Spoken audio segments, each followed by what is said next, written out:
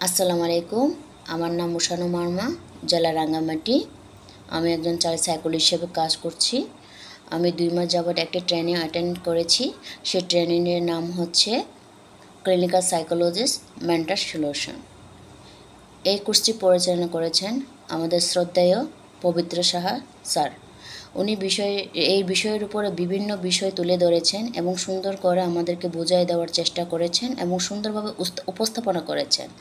আজকে আমি যে বিষয়ে কথা বলবো সেটা হলো মানসিক রোগ। মানসিক রোগ মানুষের জীবনে একটি মানসিক দুর্দশা, যার সামাজিক নীতিমালায় আওতাভুক্ত নয়। মানসিক রোগ কেন হয়ে থাকে সেটার কারণটা হলো মানুষ অর্থনৈতিক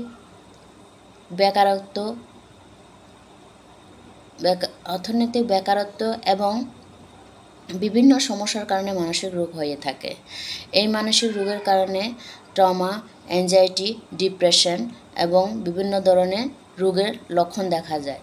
এই রোগের কারণে আমরা বিভিন্ন ধরনের প্রতিক্রিয়া, যা আমাদের আচরণের মধ্যেও মাঝে মাঝে প্রকাশ করতে পারে। মানসিক রোগ দ্বারা অনেক সমস্যা হতে পারে, তার বিভিন্ন ধরনের বিপর্যস্ত হতে পারে। এই জন্য সেখান থেকে বের হয়ে আসার জন্য আমাদেরকে ব্রিদিং এক্সারসাইজ, মাইন্ডফুলনেস এবং অন্যান্য থেরাপি গ্রহণ করা দরকার। থেরাপির মধ্যে সবচাইতে অন্যতম থেরাপি হচ্ছে সিবিটি। সিবিটি হচ্ছে কগনিটিভ বিহেভিয়ার থেরাপি, যার কাজ হলো সমস্ত কিছুকে বিচার বিবেচনা না করে বর্তমান নিয়ে কাজ করা, বর্তমানকে নিয়ে এগিয়ে যাওয়া।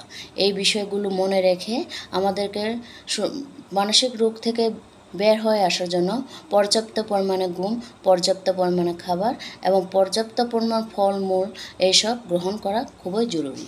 ধন্যবাদ।